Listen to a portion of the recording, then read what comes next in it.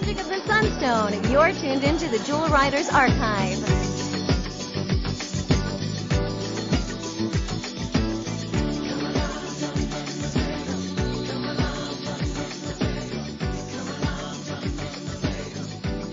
Hey Jewel fans, I'm Chris. And I'm Ronnie from the Jewel Riders Archive. We're here today with another special episode of the Jewel Riders Archive podcast, and today we have a really cool guest for you. You know that we've been reading the Avalon Web of Magic series, and today we're so fortunate to sit down with the illustrator of the series, Allie Strom. Welcome, Allie. Hi. Hello. Thank you. Glad to have you here. I'm really glad to be here. Thank you so much. So tell us a little bit about your background as an artist. Oh, man. Wow. So I guess, like, sorry, I'm suddenly, like, super nervous. No. Let's start this over. So, Allie, tell us a little bit about, background of your art and how you kind of really got started with your artwork. Like, was this something that you kind of started from childhood? I did, actually, yeah. So, like, just drawing was always something that I really, really loved doing. It's something that honestly brought me and friends together throughout our entire life, whether it was like meeting kids in school or like going to art classes, or like even like when we first started like going to the Pokemon League and stuff like that when we were like, 10 years old and stuff. Like even there, the way that I ended up meeting like lifelong friends was just by like, you'd be sitting on the side of the action drawing pictures and someone would see you doing that and they'd bust out a sketch pad and start drawing too. And it's like suddenly you're friends for life. And it's just something that I've always really loved doing and something that I always really wanted to do for a living, and something that I feel like I've been really fortunate to get to pursue, thanks to encouragement from a lot of people in my life. Even when things got really scary and didn't seem like it would work out, like it's just always been something that I could turn to. That's fantastic. And I love the fact that you even mentioned friendship, because as the theme of Jewel Riders and Avalon kind of go hand in hand with, it's just, friends together, friends forever. That's true to the theme. You had also mentioned something that I wanted to point out. You had talked about, going to the Pokemon Leagues at 10 years old and about how art brought you together. Fun fact is that Chris and I actually were 10 when we met. Actually, I believe I was 9, but still, we were 10 years old. We had just found Jewel Riders, and it was in school that we really started to connect over Jewel Riders and art too. Yeah, we were the weird art kids in the class. Yeah, weird art kids for life. Yay! This is so fun. But, we're always inspired by things before that. Like for myself, I was always inspired by Disney. So anything that I drew always looked like Disney, except for my hands. They looked like Legos. Like they had little, they were like little wrench hands. I don't know. Hands and hair were always like that. That's the original mystery of how do I draw this? Because everyone kind of has their own problems. And, so Chris kind of was inspired a lot by anime, and I think that as we kind of meshed each other's style, my art started to turn a little bit more, I wouldn't say necessarily anime, but it was like a mixture of like, American animation and Japanese. Sure. So for yourself, were you inspired by Pokemon, or like was there other early influences for you? So anime definitely hit super hard, and, like everything past that point definitely had that as an influence. But before then, so I think I owe a lot of my early artistic inspiration to my big sister, and also to some extent my dad, because they both had like these fantastical fantasy books. Like my sister was a huge reader, so Xanth novels, Captain Harrington, like all kinds of stories and sci-fi and fantasy. And I never had the patience to sit through a novel. Like I could read just fine, but I would start reading and my brain would catch on fire and I would just want to draw or run around outside. And the thing that always caught me were the covers.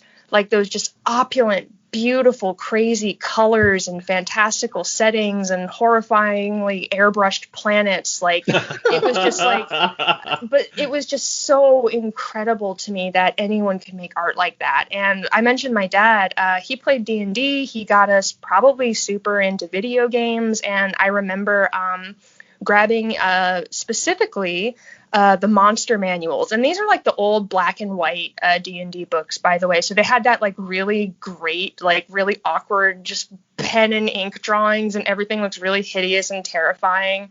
And I read a lot of old Dragonlance novels, so I think I'm familiar with. God, I was in love with those monsters. Like I am still probably super scared of the dark and a giant baby, but I could just look at these like awful piles of brains with teeth and stuff and just be like, that is so cool. And like the manuals, especially that came with like old Nintendo games and things like that, that had like the drawings of like maps of the world. And of course the bestiary, always a big deal. Like they were things that just would again just inspire me so much about like this other world and like the creatures that lived in it and the things that you could do there. And like I remember, like I think one of the very first jobs that I wanted to have as like itty bitty baby Allie was like I wanted to grow up and draw monsters for like Nintendo manuals. I think if you told baby Allie that one day the like Nintendo manuals wouldn't be a thing anymore, she probably would have started crying. But yeah, like just in a lot of ways, like fantasy novels, bestiaries, things like that just were like really hugely inspiring for me. And probably again around when I was 10 years old, this is like we'd watch this was Saturday morning cartoons. So at the end of the Saturday morning cartoons, I think my sister and I would like watch Fox 8 or something like that. I don't even remember anymore. But they had like this super awkward like wrestling soap opera. And me and my sister and this kid down the street were super into it. And we'd watch it and we'd have a dang good time and we'd run around outside and play. And then one day, instead of the super awkward wrestling drama, Dragon Ball Z came on. And we had no idea what we were looking at. This was the ocean dub of Dragon Ball Z. Okay. It was just super metal right off the bat. People had blue hair. They were named after vegetables. It was like right in the middle of the Namek arc too. Like it was completely out of sync. We were lost. That's about where I started watching it too. Yeah, we were so lost and angry and just betrayed. And then 2 weeks later, we were so addicted to it. And that was how we discovered anime pretty much. And began trying to also mimic like Akira Toriyama's artwork. And it like not long after that, we found out about Pokemon, met a bunch of friends at the Pokemon League, learned about Sailor Moon, which was life-changing for me. I'd never seen anything that beautiful.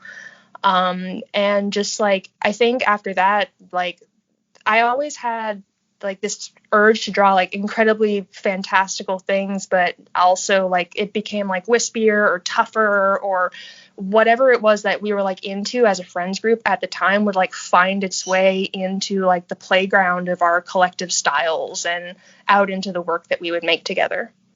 It just sounds like Avalon was like a checkbox for everything then when you're talking about all like the animals, the fantasy, the characters, the land building. It was really such a dream come true, right? Because it's just like, hey, you can illustrate a fantasy novel and it's got bestiaries and monsters and magic and all this other incredible stuff. But like, you know, subject matter aside, there were also a lot of things about the project that were incredibly challenging.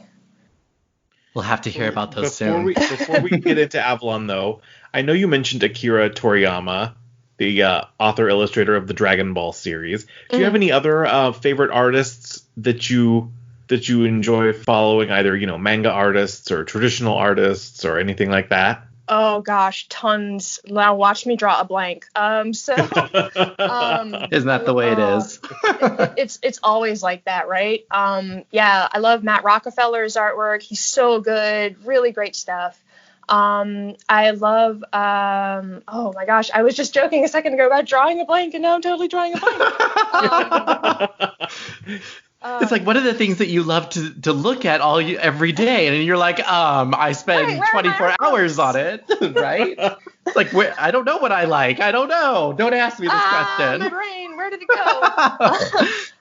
Matt Holmberg was a really, all the while, this was probably still in my early teenage years when we found out we all got super in love with another card game called Imagination, and I fell hyper in love with Matt Holmberg's artwork and would try to emulate his style. It was just so appealing. Golly, I really am drawing blanks. Oh my gosh, I feel so silly. It's like I literally write down their names so I can tell people about all these different styles. And it could also be the actual product that they create, whether it's for animation or if it's a book series. Is there any products specifically that you can think of that has inspired you? Oh my gosh. What's the person's name? Hiroyuki Asada is another artist that I super duper love. Arthur Rackham. So very traditional, again, pen and ink style, classic children's book sort of illustrations, but really ethereal, wispy, and weird. You look at his art and you feel like it's floating, flowing. And I really love that he doesn't color inside the lines, because I hate coloring inside the lines. And it's just he just lets all of these things flow out and flow together. And I just think it's really, really beautiful. Golly, I'm so sorry. No, seriously that's totally can't think. It sounds like a great collection of people. Yeah, that's definitely perfect. Thank you so much. So now, from being inspired by all those people and being at the Pokemon circles and watching anime and Dragon Ball, how did you kind of get your first gig? How did that look? What was your education background or whatever it might be? What was kind of the first Allie production? Honestly, the first artwork that I made was just for people one-on-one on the internet. I sold my first commissions on eBay. So this was before I even had a DeviantArt. You just open a listing and people would bid on it. And then you would just end up trying the weirdest things. I can imagine. My gosh, opening your sketchbook to all of eBay is a terrifying prospect. It just seemed like the thing to do. And so we did it. And there it was. Right. But yeah, I would do artwork for friends of mine on the Imagination forums, and that was really formative. I think the first contract I ever signed for anything was actually to make some artwork for that card game. Unfortunately, I think the project kind of fell apart before that set was ever released, but I still made that artwork and I was very, very proud of it. And honestly, again, actually getting to talk to Matt and, the idea of being able to make art with these people who I really, really admired on this game that I really, really loved was just it was incredible. I think actually Avalon was probably the first, I guess, major thing that I did. I think I'd done a couple of again, a lot of just individual illustrations and maybe a comic here and there, which to me at the time those would count as very, very large projects, but nothing nearly as involved with illustrating for middle grade chapter books or anything like that. I had no context of anything about the publishing industry or anything else that later on, when I got to go to school and do all of those things, I would learn a lot more about. But at the time, I was just okay, it's like doing a lot of commissions. And I couldn't be more wrong, because it was a ton of learning as fast as you can draw. Now, I have to ask, did you have to apply to work on Avalon, or did they seek you out? They actually sought me out. Very cool. Through DeviantArt. I was taking commissions pretty much all the time back then. That was my that was how I made my money. So I spent a lot of time hunched over my tablet indoors and missing out on a lot of things, but just having a lot of fun because like it was so much fun. People would come to you with incredible imaginative ideas and you'd get to draw them. It was a lot of fun. And I got the email from Seven Seas, and honestly, I didn't believe it the first time I read it. I was just like, it was just a note on DeviantArt asking if I wanted to make artwork for a chapter book. And my first thought was like, this isn't real. This is some kind of crazy scam. And the next thing, because it's like, what? But the next thing I knew, like I was talking to the folks there and they were just really incredible. And like, again, it's one of those things where I wish I had known a little bit more about just everything involved with working in publishing. Because like, I don't even feel like I ever did a proper job of thanking everybody for essentially tutoring me in the process of getting to make artwork for a book series. It sounds like a dream come true. It's so fantastic. It at times was the most fun thing you could imagine. And it at times was like, I mean, it's like anything else. Like you'll find yourself just like, how did I get into this? What am I doing? I haven't left my house in 2 weeks, or things, things like that. Oh, imagine not leaving your house for 2 weeks. Right. Back then that was actually something. Right. Now, that. I know, right? I got 2 months on you. So now, timeline wise, what year are we talking when they sought you out? It had to, so it's a little bit blurry for me because a bunch of landmark moments kind of happened around that time. And I think it must have been just after 2005 because the other big thing that happened around the time I started working on Avalon was I started college. And you can imagine that was just, that was a match not made in heaven. So it's like, imagine. Cool. Now I get to learn how to prioritize my time around a project like this while also learning how to be a student at university. And the two did not ever play nice together. Now that I tell you what, that was a moment I was glad I didn't know any better, because in my naivety, my answer was always, well, I'll just work a little harder and it'll be fine. Ever the optimist. Yeah. I mean, when you have nothing else, sometimes that's what you get to fall back on. And I honestly think that ended up being a saving grace a lot of the time. So it must have been around 2006, 2007. Forgive me, like it's a little bit blurry. No, I mean that sounds about right timeline wise from when the books started being re-released. Yeah. Now, I don't think it was. Oh, go ahead. Oh, did they ever send you copies of the original books that had been published, or to see the original cover artwork? I definitely saw the original cover artwork. I can't. Tell us your feelings. That's what I want to know when you receive them. Did it look like a 90s Taco Bell threw up on something? Or? Look, it was truly outrageous. This is not Gem. This is Avalon. But apparently it was truly outrageous. It's the same, fearless love of the neon and the Photoshop. And the thing is I feel so bad because I also feel like I'm responsible for creating some pretty hard to look at pieces of artwork along my adventures. So I have to check myself before I rail too hard on it. But I do remember, I do remember looking at the covers and I think my impression of them, aside from bright, was they really did feel like just a time capsule of that particular style. Yes. You'd look at it and you just were like, ooh, mid-90s, where am I? I'm in a bookstore. It's this belongs right next to the Babysitters Club or something like that. Oh my gosh, Babysitters Club, and over there are Animorphs and Goosebumps and You know, the Animorphs covers that's actually a very good comparison. That same strange Photoshop look. I used to think those were so cool, like so weird. But it's like, but you don't know any better. That's also when you thought lens flares were a good thing. Yes. It's like, I know what this picture needs: more color dodge. Yeah. Lots and lots of more. Yeah. Oh my goodness If it gracious. doesn't burn my eyes when I look at it, I'm not done. Again, like I cannot stress enough how many times I've committed these sins. So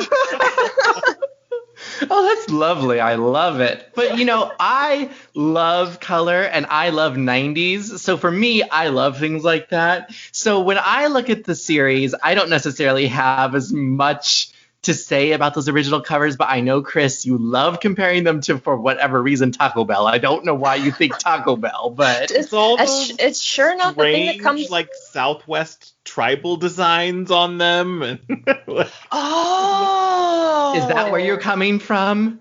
Because I don't get that. About that. But then there is the theme of the whole, you know, Adrian is Native American and there's like the dream catchers and things like that. I don't know. Okay, well, we're gonna talk about Miss Allie's art. So a good timeline though, that way we know, is the mid early 2000s, as you had said. So Somewhere around they sought you out, and then you said, okay, I'm gonna do this, and I'm starting to go to school as well. So kind of walk us through the process of either how long it took, or, you know, what was the general timeline, but then also the production process. So essentially from when you got that offer letter until you were essentially delivering the final art. Tell us that story in between. Okay, so first of all, I guess you have the process of, you know, you get to meet your editor or your contact, though again, at the time I didn't really know what any of that meant, and I feel incredibly ashamed of that. Oh. Let's see. So first things first, you have to familiarize yourself with the material, of course. And I'm ashamed to admit that until that point in time, I actually hadn't read Avalon, and none of my friends had read Avalon. And in fact, I hadn't ever even really heard of Jewel Riders. I didn't really know that there was a connection between the two series until y'all reached out to me. And that's when I started looking and realized, oh my gosh, wow. And so with that the first book that we illustrated with Circles in the Stream, that was the very first time I'd ever read Avalon. And that's basically where everything started. So you would read that book and kind of as you're going through it, imagining so this is a little weird to describe, but so when you're illustrating a book, you want to find moments to put with the text that not necessarily shows exactly what's being written, but complements what is there. That way you don't have like two things saying the same thing. So the picture is just telling us like another view of the story to kind of like accompany it. So you like as you're reading those and imagining the scenes as vividly as you can, like you're trying to pick up on those specific moments that like are high moments or funny moments or just good take a breath moments, to accompany with a piece of artwork in a way that like helps kind of crystallize it together. I love and that. you love like that interpretation. Yeah. And you collect those moments as you read, and you kind of pitch those back. So after you've read everything, like you can imagine you'd make a WordPad document or whatever you were using, break it out chapter by chapter, and like list the ideas for each of those chapters that you think would stand out. And you collaborate with your contact to figure out like where you're in agreement, or where it's like, you know, we've seen a lot of this character so far. Can we show this character instead? Or, hey, this chapter should be a little quieter. Maybe we should show something like a smaller illustration here, or in some cases omit one. I know that actually came in handy much, much later on. Some of the books are a bit lighter on illustrations. And I remember like around those times too, being really inundated with school to the point where I was like tearing my hair out. But anyway,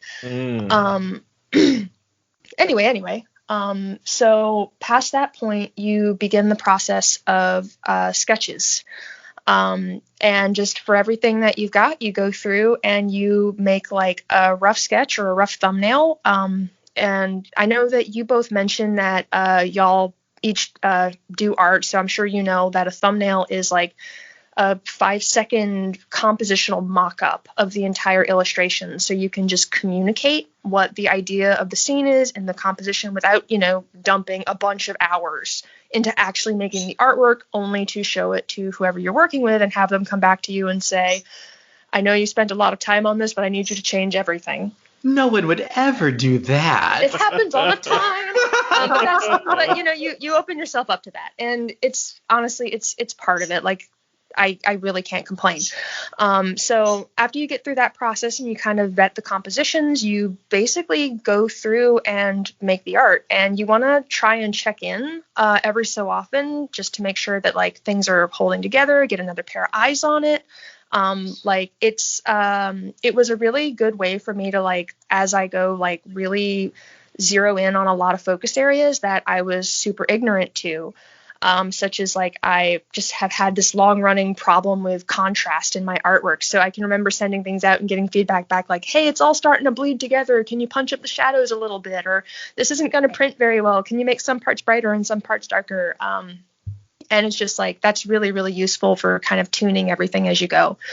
And that's basically the process of making the artwork for those books. Now, depending on who you work with or what the arrangement is, it can be a unique experience compared to that. But that's how I remember making the interior illustrations going about like. I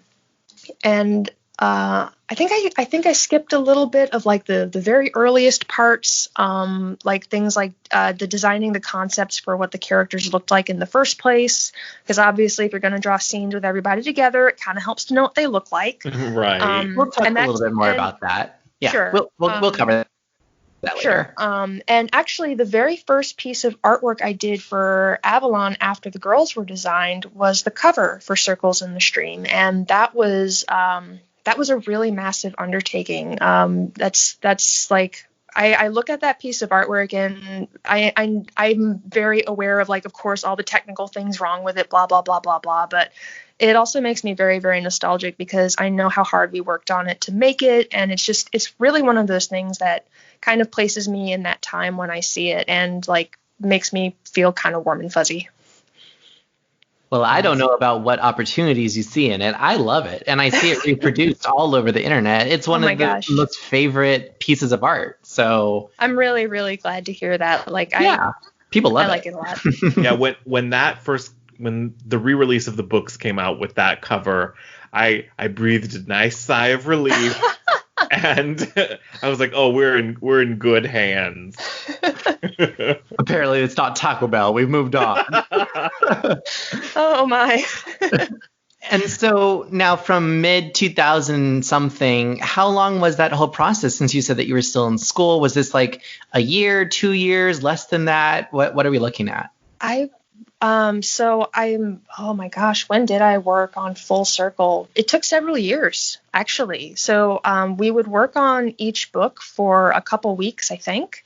I think it really has been a little while, but the projects were spaced out, so things weren't always like back to back to back. And yeah, it took a couple years to get through all of the books. I think I was a junior in college when I was working on Dark Mage. That might not be right, but that feels right. That would be about right. Yeah. So I'm sorry, I don't have a lot of specifics. It really has been some time, and there were so many things happening in that time. But yeah, each of the books would take a couple weeks. To maybe more than a month. That feels long. And the entire collection altogether did in fact take a couple years. Gotcha. I mean, they definitely released them over several years, so yeah. That if it, at least a couple of years on your end sounds like about right. Yeah, but I guess again, forgive the vagueness of my estimates at this point. But I guess the main takeaway is that we didn't just crunch all the work together, like all in one spot and do all the artwork all at once. That's also why, as you look from book to book, you'll be able to see like differences in the artwork, because it was spread out like that. And as you make these things, you're learning, you're still experimenting with things, and so on and so forth. Right. Yes. Now, one of the books, I know one of the books, I believe it's Ghost Wolf. Ghost Wolf, yeah. The 9th book is not illustrated with the interior illustrations by you, and I was just kind of curious about that. So Ghost Wolf was right around the time I was in the middle of school, and it was midterms, and everything had gone absolutely as sideways as you could possibly imagine. And I remember writing a really panicked email and just like being so scared because I knew I didn't have time and the deadline was coming up. And I remember the artist working on the manga actually came to the rescue, and she took my thumbnails for Ghost Wolf and worked off of those. Interesting. Yeah. So, and I remember wishing to goodness that my thumbnails were legible. They're not. I can read them, and with a lot of text, other people can read them too. But like, there are no words for the gratitude that I had and still have for what she did with all of that. It was really incredible of her to come through. And that's why the art in that book looks different. The cover art, I was still able to make the time to do, but I remember there was so much else happening during that semester, and whether it was just that I had overbooked myself or just I hadn't managed my time properly. Like it was really one of those moments in time where it just felt like no matter what I did, there was just not enough hours in the day. I wasn't sleeping enough. Everything was super bad.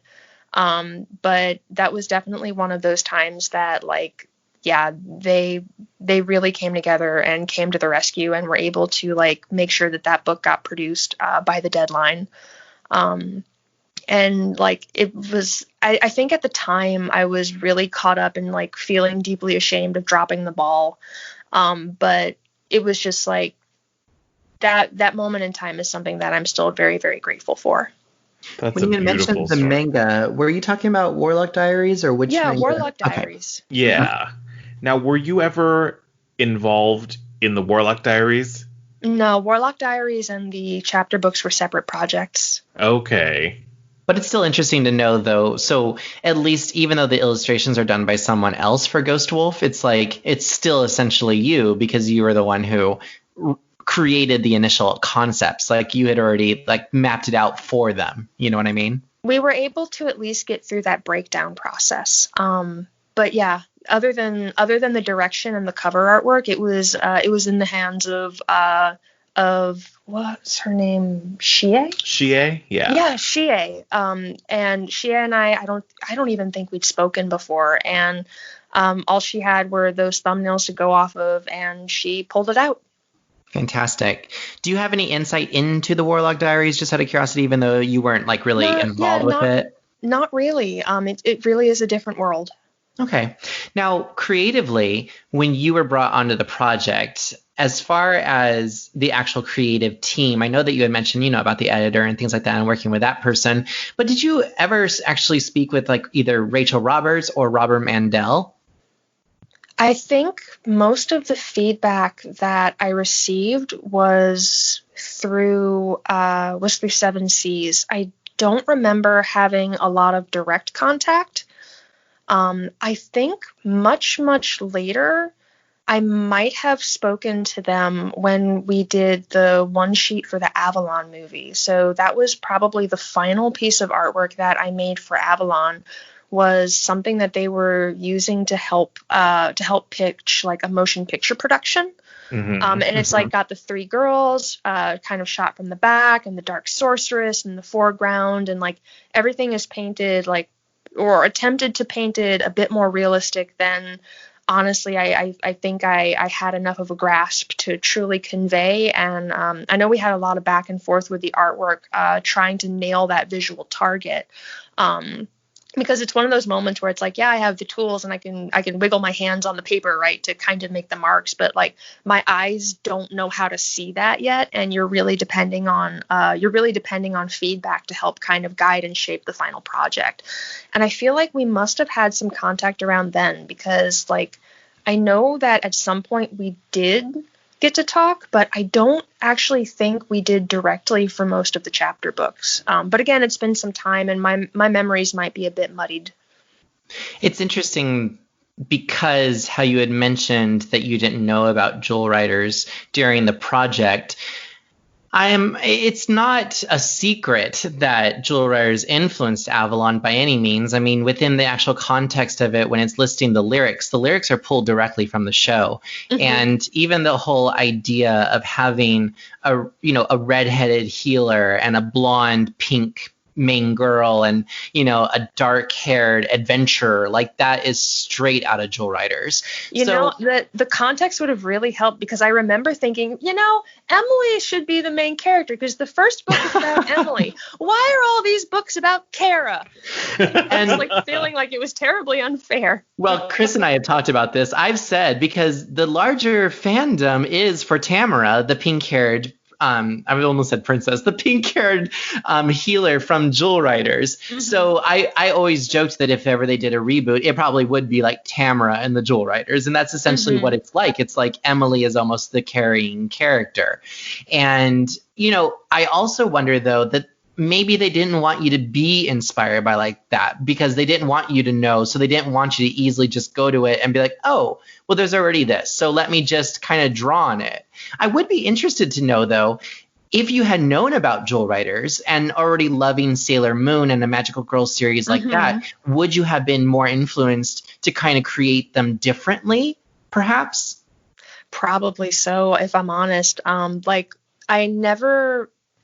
I had to be pushed to reach for like very, very bright, bold colors and things like that. The sorts of things that you'll see on the covers of the later books. And even the second color was a struggle, because like all that glitters. I remember reading the first book, and like the vibes that I got from it were like, it's like fantasy and fairy tale and woodsy, and I want a natural palette, and I want like organic shapes, and like had I had that affiliation with Jewel Riders, I probably would have like, let's go magenta. Embrace the glittery stuff. Embrace the teal, pink, and purple. That's essentially what it is. It's CMYK, and it's gorgeous. But it's a perfect color palette. And we've talked to the toy designer like multiple times regarding that. And it's just that those are primary colors that children attach to. They work, and they just work perfectly together. It's like, for some reason, you can do no wrong with teal, magenta, that neon green, yellow, and just like, I don't know why. They just jive. Mm-hmm. Because they're fabulous colors. I think that was the Taco Bell colors, actually. They are, actually. And now I want Taco Bell. When this is over, I'm door dashing the Taco Bell. This was your secret Taco Bell PSA. Welcome. I am not in any way sponsored by Taco Bell.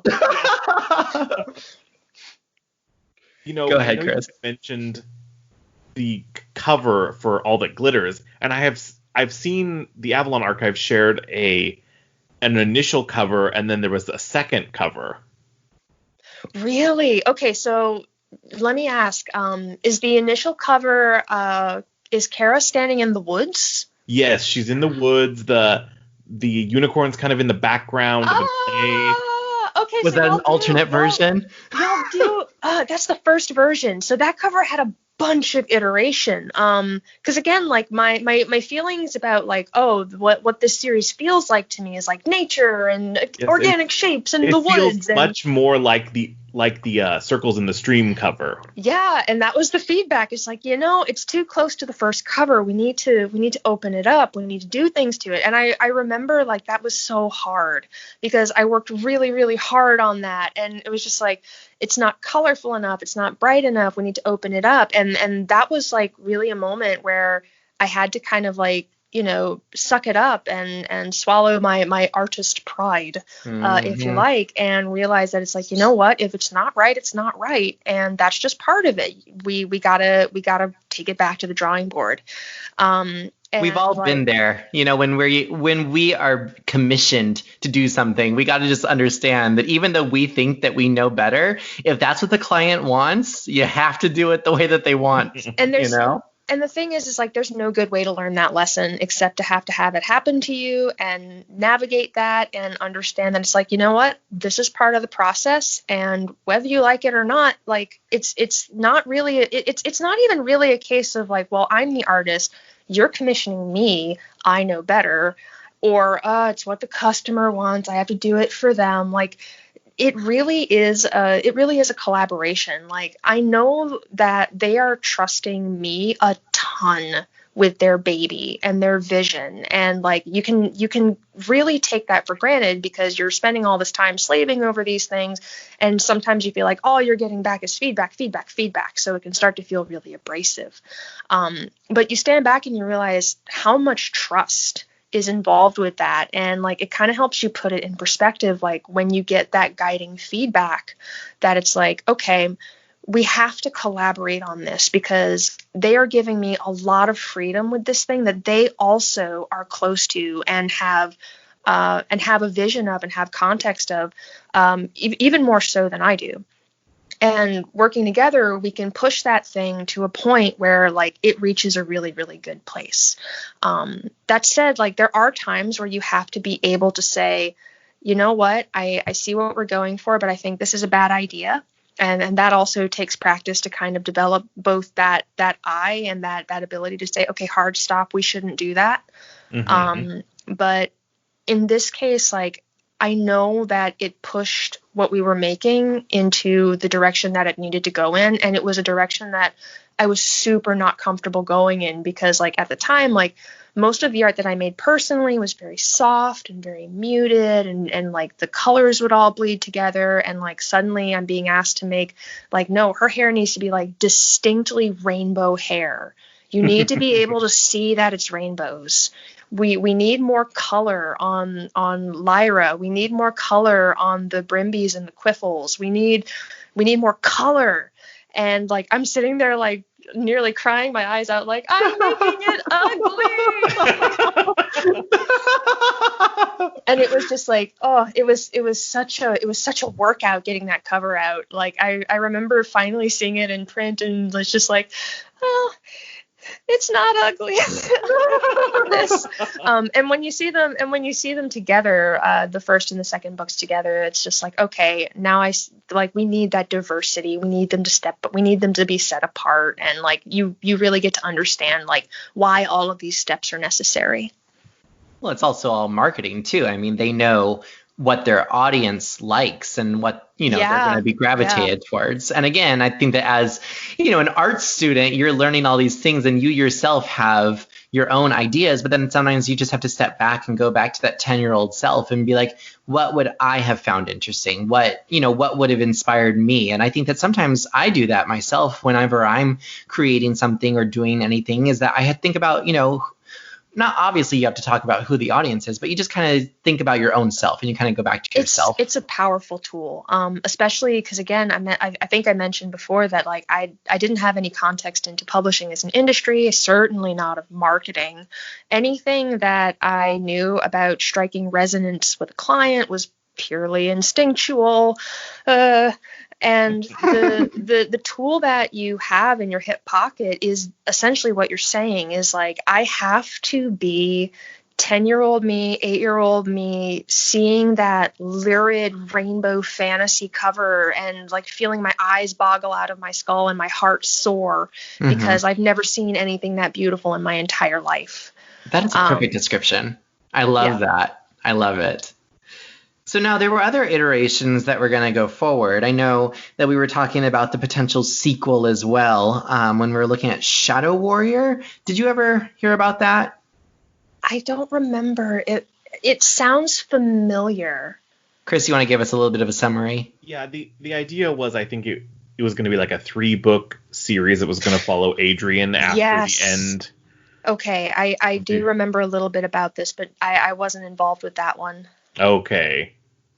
No worries. So then going back to Avalon, I do have some questions regarding the actual characters themselves. You had mentioned before, like you were your different art style, and maybe you were used to certain clothing or the way that certain things looked or whatever it might be. So, whether that is regarding the hairstyles, the outfits, some things were very specific, like when you're reading the book in the text itself, it says, she's wearing these certain types of boots, or, they have these types of like jewelry, or they have this type of hair. But how did you kind of decide on the other things? Was it inspired just by the fashion of the time? Is it more or less a timeless fashion? Like what gave you inspiration?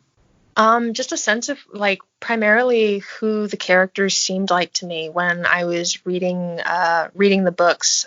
Because of course, as you're saying, there are descriptions, but what the characters do and say, how they react to things, like I wanted to create characters that looked like the girls who would make those decisions, say those things, do those things. And kind of capture the spirit of who they were at the beginning of the story so we could follow them as they grew. I don't know if you've ever seen the first drawings of Emily and Adrian and Kara, but like the very first Emily had very, very short curly hair. Her shorts were too short. Again, apologies. I was deeply an anime kid at the time. And I didn't know that there would be anything wrong with that. That was my very first piece of feedback was like, hey, can you make her shorts a bit longer? They're too short. And I remember thinking, well, that's a weird bit of feedback. And, again, now that I've gone through a bunch of school and worked on a bunch of things, I'm like, oh, yeah, that would never have flown. But like, I think Adrian was like wearing a band shirt with like long sleeves, and like her silhouette was just like really just kind of, I don't know how else to put it other than like sharp. Like she was just kind of a straight shot from her head down to her pants, like she was a triangle. But there wasn't a lot of like distinctness about her, and she looked like really, really moody, and Stormbringer was tiny. Like let me tell you the adventures of how do I draw this animal. Well, we'll have to talk about that too. Poor Storm. Oh man, nothing could have prepared me for the number of horses I would end up drawing for this series. I was so unprepared. I remember like Kara is just like the description of her being like a genuine fairy princess is just like, okay, I want her to look impish. I want her to look mischievous. Like definitely the fashion girl meets a little bit of like a bohemian twist, but everything should be like wispy, like she could fly away at any moment, and she's just got this look about her like she's listening to you, but there's also something that she wants to do, and she's probably going to do that.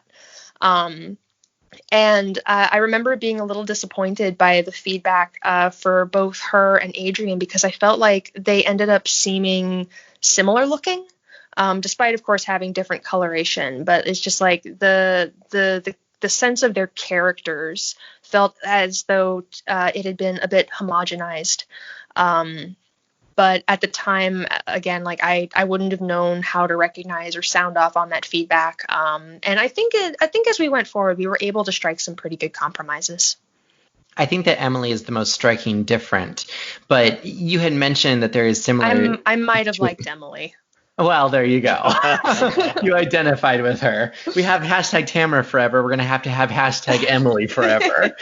But, thinking about those other characters, I mean, loving Tamara, I do definitely identify with Emily. But with regards to clothing, I think that I've always kind of gone more through either Adrian emo phase or the very like sassy, very fashionista phase as well. Those are the two that I've always gone through. I've never really been kind of I don't know, she's very naturey, but she's also kind of nerdy, but she's like kind of put together. That's never been me. So I don't identify her in that sense. Do you identify with her? Like, who of those do you identify with? I definitely dressed like Adrian. Like Adrian dressed better than me. I had zero fashion sense, zero interest in fashion, probably just zero interest in being seen or corporeal in any sense. Just like I was very content to, like, you know, people will look at my art and we can talk online, just like desperately introverted. So most of my clothing were like, you know, shorts that went to my knees, way too baggy, like t-shirts that I owned and jealously guarded for, you know, my mom or my sister would try to throw away when I wasn't looking. So they're full of holes. Just a lot of dumpy hand-me-downs, but I was comfy, so I didn't care.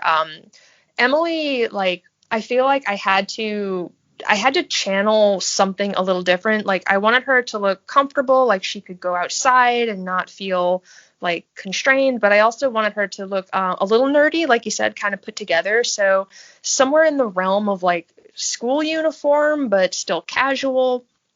I like that. It's a little bit preppy. It's a little bit nature kid. Hiker. Yeah. Exactly. Hiker's a good way to think about it. Like, it's like nerdy. We'll call it nerdy hiker. Nerdy hiker. There you go. But Kara pushed me so far out of my comfort zone because along with not having a fashion sense for myself, I did not have a fashion sense for Kara. And again, wish I knew a lot more about looking up references, et cetera, things that I do now to prepare for work would have really come in handy had I just done them for Kara. She would have looked so much better. So you didn't go to the mall or anything like that, or look at like a magazine? Not as much as I probably should have. Like, I just remember thinking, it's like, well, she just needs like a cute tank top and a skirt, right? Nothing to it. It was just like, Kara, I'm so sorry. I did you so wrong. So now, if you could I mean, honestly, I would love to see like a redo, even if you wanted to do it just for fun, but like just to explain it. Like, since you're saying, you know, now that you kind of know more, is there something that you would change about them from what they look like currently? A lot of things. I think if I were to revisit their designs, I'd want to push them apart again. And I think that's feedback that I think at this phase in my career, I would be a lot more prepared to give. They're too similar to each other, too similar looking. And while I really love that each of the girls represents a distinct personality that I feel like, you know, their readers can identify with, I didn't feel the same way about how they looked. Like, I wanted to see their body types a little bit different. I wanted their fashions to be just, you know, more explored, a little less I'm just doing what I know. Just play with their silhouettes a little bit more to make them more striking, a little less like, not to say anime is bad. I'm still really, really inspired by anime, but just like pushing them a little bit further. Just like, yeah, it's something that I think they'd end up. I would want them to once again like look like the kinds of characters that they felt like in the stories, rather than like very similar looking pseudo anime fantasy girls with different hair. Mm-hmm. Which again, I'm sorry, that sounds way too critical, but no, I love it. No. I spent a lot of time drawing these girls, and it's just like it's something that if I ever did revisit them, that's something that would be super fun to explore.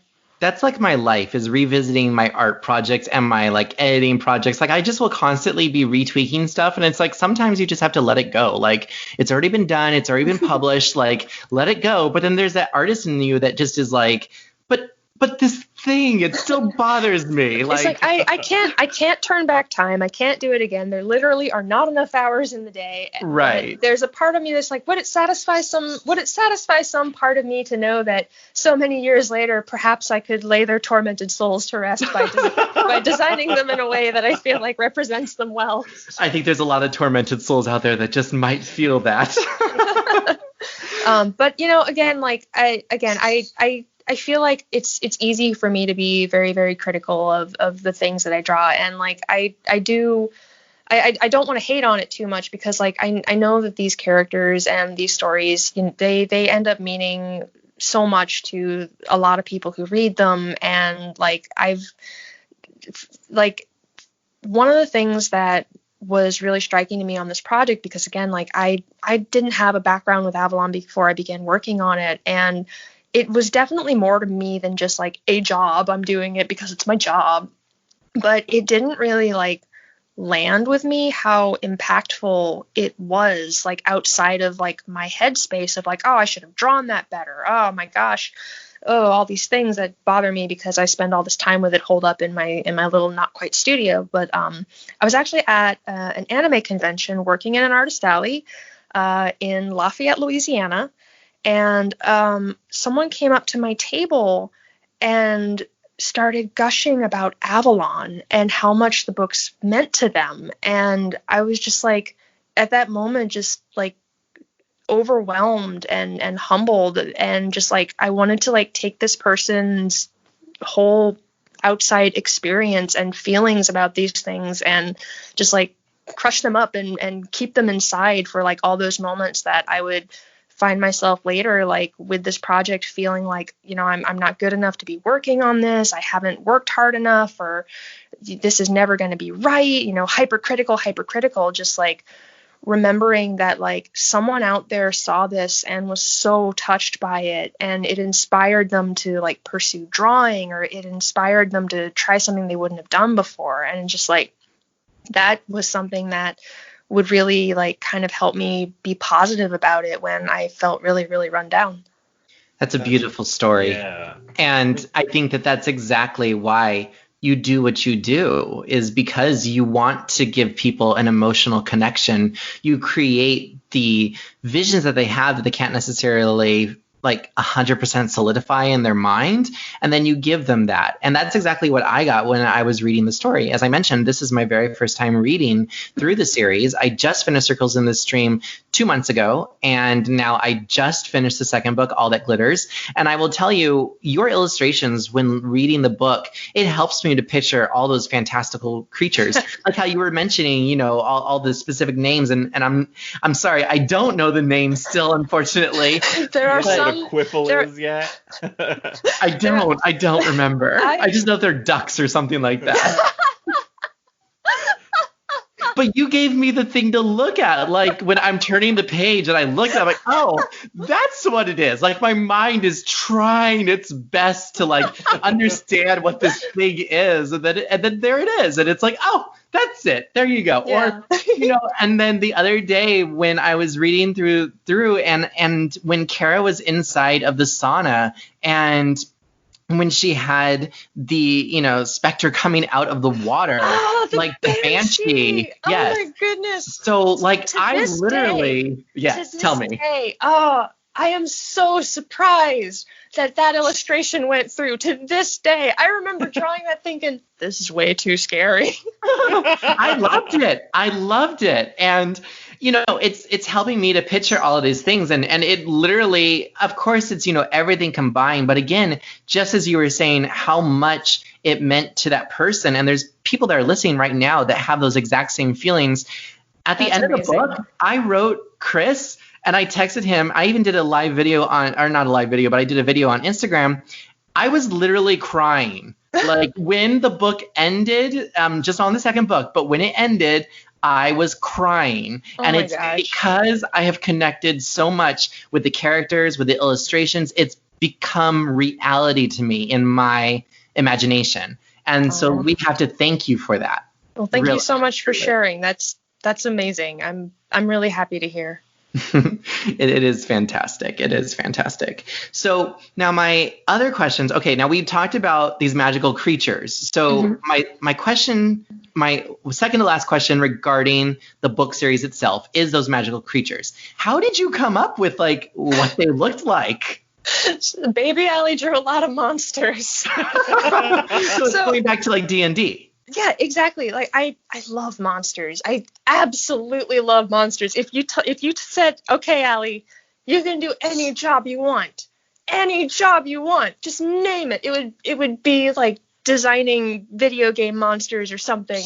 It's like I had like folders and folders full of things drawn on copy paper and CNC printouts and colored furiously with crayons. I actually have one on my fridge from when I was a kid, and it's like giant ants and ghost dragons and just really weird stuff. Like, so reading the books, like there would be descriptions for some things, but then sometimes with the bestiary, like you get a monster and have to kind of come up with something, and it was just like, just reach into the grab bag of like your memory of like all these things you think are cool, and then like walk around with it and bring it to life, and like you poke it and see what makes it tick and try to capture that somehow. I think one of my favorite designs for the bestiary, I think, what was it called and what book was it in? Here we go. I think it was a golem,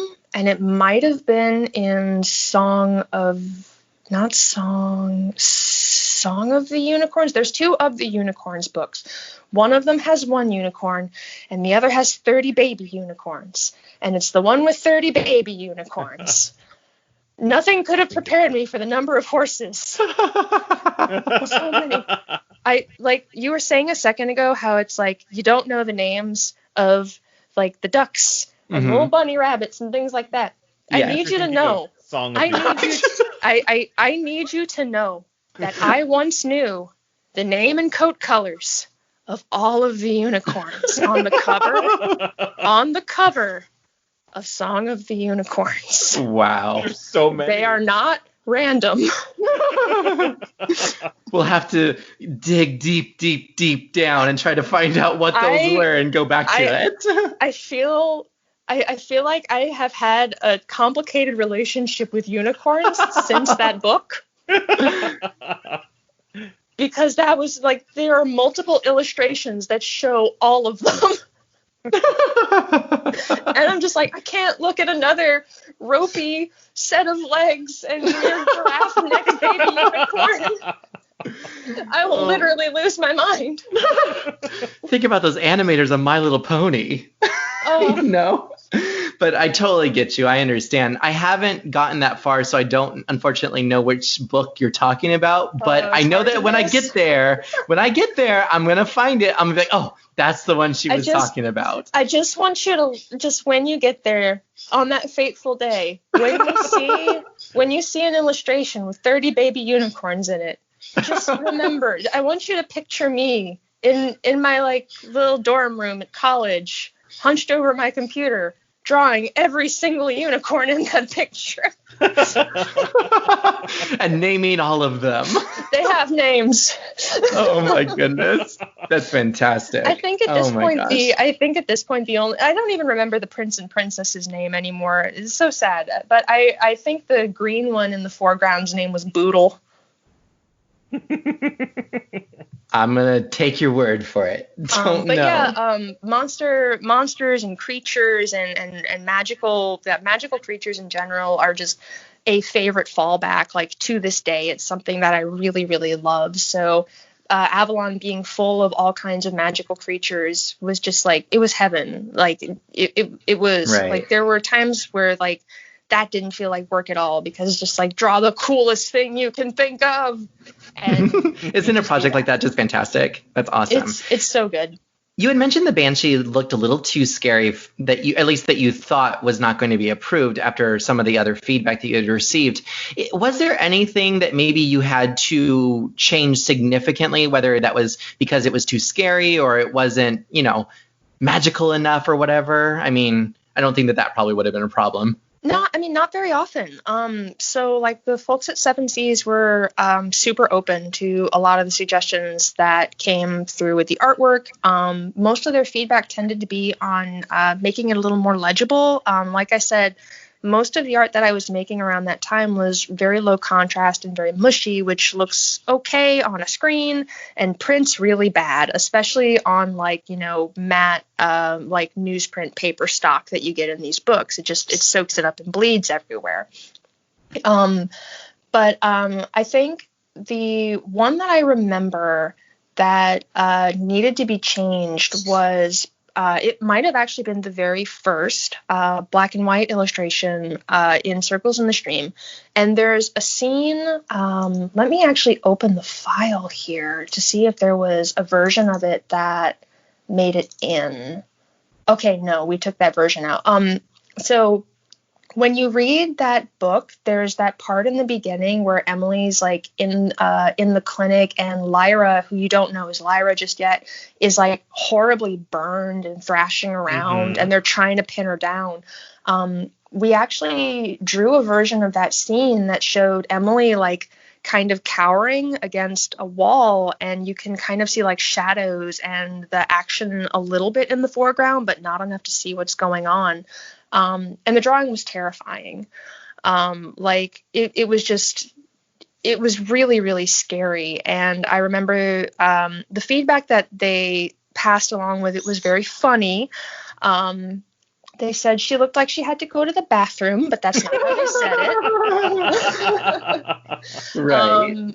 But I think what they meant by that was just like the tone of that drawing was just, it was not appropriate. Like, it was so hopeless and so scary. And what we really needed to be conveying with those scenes were like let that moment pass, like in a flash where, you know, your heart is beating and you're reading this thing that's really upsetting, and get to those moments and let the illustrations like be like, I mentioned before that some illustrations are a breath. So the scenes where like Emily is curled up in front of Lyra's cage, sleeping to keep her company, like a quiet moment that just gives your mind a place to stop racing about a scary thing that just happened. And that's a way better place to put that, because it's like the writing is already so terrifying. You don't need a drawing on top of that, like showing your mind's eye how incredibly horrified you should feel about what's happening. Right. My final thought is, because for me, I love marketing. How, like, a part of the whole marketing process did they, you know, kind of make you a part of it? Like, for marketing, like the actual book series, or the, you know, you had mentioned about creating that, the artwork for selling the potential animated film and things like that. Like, what else were you involved with? Because we're also trying to archive at least like, and we're working, you know, with our partners at the Avalon Archive of understanding what merchandise was out there. Like, did you do any of the other like merchandise, or did they use your artwork on anything else that you know of? Not that I know of. So I've seen some of the compositions from the book illustrations reused here and there, but other than that, I wasn't really very close. Sorry, I know you said you were excited about this, but most of my involvement was actually just around the books. The one sheet promo poster was probably the furthest away from that. Oh, there's my cat. I'm sorry, you will hear him. It's all good. He's very old and very opinionated. He knows. Joey, no. Meow. Yeah. Okay, come here. Yeah. If I don't, there we go. Now there's a cat. He's an ancient 20-pound tabby. Aw. And he's probably going to yell a lot. But Is yeah, he featured in your art at all? Do you ever draw something that looks like him?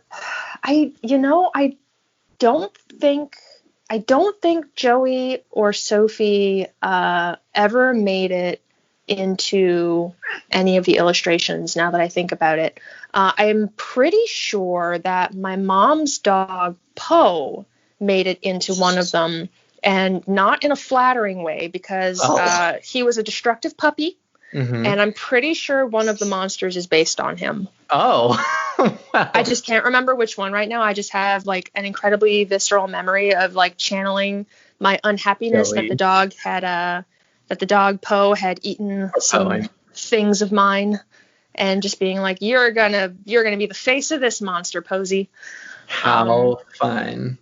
Now I feel like I need to remember what it was. It was probably like Heart of Avalon or something. But yeah, other than the one sheet, there wasn't really, I don't really think I was involved much in the marketing of it. Like, I worked mostly on the books.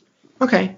And the only reason why I asked is because I know that sometimes because that artwork becomes so, iconographic, like blah, blah, blah. That's, I don't know if that's a word, but It's okay. I know what you're saying. Right. So Words are hard. it's such an icon of the series that they'll be like, oh, well, we're going to put this, on like a lunchbox, or we're going to put this on something else, or a poster, or whatever it might be.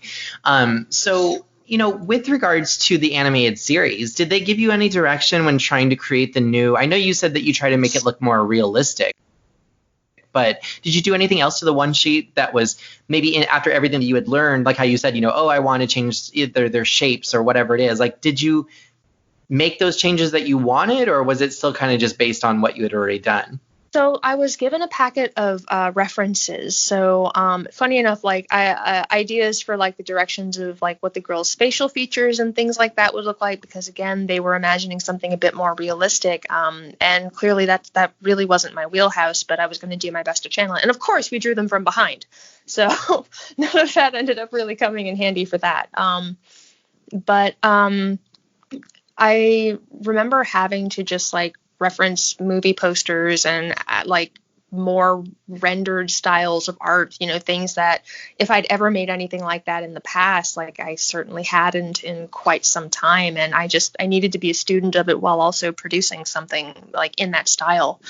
But for the most part, like it was important that the characters were just recognizable from behind. So that's always challenging. You needed to be able to tell who the animals were. So I'm once again wrestling with like, okay, I have to draw quadrupeds again, and I need them to look more realistic than usual. Oh dear, Lyra, why do you have so many spots? And then of course, maybe it was a blessing that they were from behind, because like I remember like the face of the Dark Sorceress was such a battle. Because like I want to exaggerate things in a way that's very cartoony, and as you know, when you try to make cartoons realistic looking, you wander into their uncanny valley. It's a bad time. So it was really, really difficult. There wasn't really a lot of room for thought about the kinds of exaggeration or redesign that I would apply to cartooning, just because like here now we are trying to emulate something that looks more realistic anyway, and we're not really going to be exaggerating things in the same way. So I can't like literally play with the shape of somebody's head or body, or see how the things that they wear change their silhouette like really dramatically as you would in cartooning, or their hair or things like that, because it's like, well, that's not what actual people hair looks like. So there was just a lot of energy spent trying to work in a style that I really wasn't familiar with. So yeah, it was a pretty incredible learning experience. I love the fact that it was a learning for you from the very beginning, because you didn't really have a lot of experience in that particular field, and everyone has to start somewhere. So no one's going to hold that against you. But I love the fact that because of the fact that it was it's something that's important to you, because as you said, this is truly one of the first big breaks that you got. And so that's one of the reasons why we're seeing your growth too, and why it maybe meant a little bit more. It's because, hey, this is, my first endeavor. This is the first time that I'm really working with a publisher. This is the first time I'm getting critiques and I'm getting feedback. I'm having to change it. I'm having, I'm not necessarily my own director, and that's a beautiful story. Yeah. I love it. It really, like, I think a lot of things worked at the time, kind of like I said before, because in many ways I had no idea what I was getting into. And I think that made me probably unfortunately naive in a lot of times, but it also gave me just like that weird like shield of invincibility when I needed it the most, because like you could just think it's like, it's not the end of the world, just keep at it and don't look down. And that came in handy more times than I can count. Awesome. Well, that's such a great story. Thank you so much for sharing everything with us. I mean, I love the fact that we've gone from, baby Allie through anime Allie through college Allie and Avalon Allie. And so now we're here in the present. So catch us up to speed. I mean, what are things that, if you can share with us, like what are things that you're working on, or like, is there a best way for people if they're interested in seeing your artwork where they can go to see that? So present day Allie actually had, I guess, again, like words fail me a little bit. Like I actually ended up getting to work in games. So I'm in California. I think I mentioned when we first started talking that, so I've been out here for a couple of years now. I can't really believe how long. Like I realized that this will probably be like the 5th year I've been out here from moving from Minnesota, where I went to school. And I went from doing artwork for comics and children's books and, freelance opportunities as I could find them, mostly in publishing. Like I feel like I ended up learning a lot about that world, starting from Avalon and then through just various jobs working with various really incredible people as I went. And then one day when I just so happened to be, back out looking for a new opportunity, a new book to a new book to illustrate or something like that, I got another one of those life-changing emails. And the next thing I knew, I was coming out to interview with a little startup in California to design pilots to go with giant robots for a fighting game called Rising Thunder.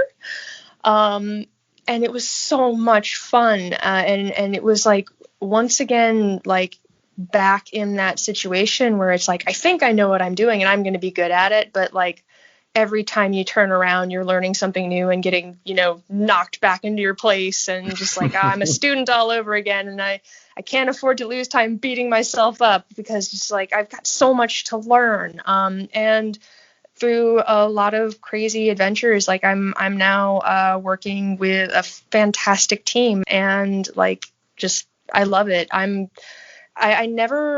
think like I'm still at a point where I feel like no matter how much I think I know, like there's still just an incredible amount that I have yet to learn to like help now learn how to be a much better, much more supportive teammate for, again, these people who I look up to and just love to see every single day while we work on this project together.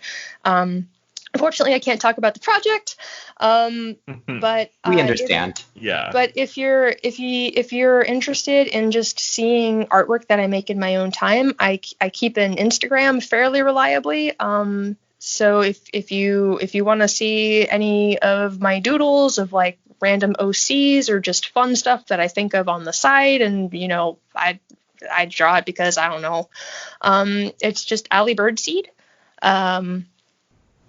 And yeah, that's basically where I'm at. I'm still getting in over my head and learning as I go. And again, like I can't even begin to express how just insanely grateful I feel at this point in my life that I've gotten to spend like pretty much all of my time making art for a living. And sometimes it has been incredibly hard, like the kind of hard where it's like you're afraid to leave your room because you don't know how you're going to make your rent this month, like horror stories and things like that. But like through thick and thin and just, again, the support of incredible people along the way, like I am just so incredibly grateful to just continue to be able to explore new chapters. And Avalon was a really important step along this way. So it's really great to get to reflect on all this stuff with y'all. Well, I'm so glad we had the opportunity to chat with you. That was an incredible conversation. I loved it. Every minute. Oh, thank you very much. It's really been fun for me too. Like again, it's been so long since I've seen this art or gotten to think about Avalon. So like it's one of those things where it's like, oh, do I really want to look at these? I drew them so long ago. But then it's like there are so many memories attached to them that like, oh, this is what I was doing then, and oh, this is what that person talked to me about over here. And it's just like, it's just neat getting to like go through all of these things, and like wonderful to hear that there are still folks out there who are looking at this series as a place where they find joy. And just like, yeah, I'm really happy about that. So thanks again for reaching out. Of course, thank you. And I think that you summed it up right there at the end.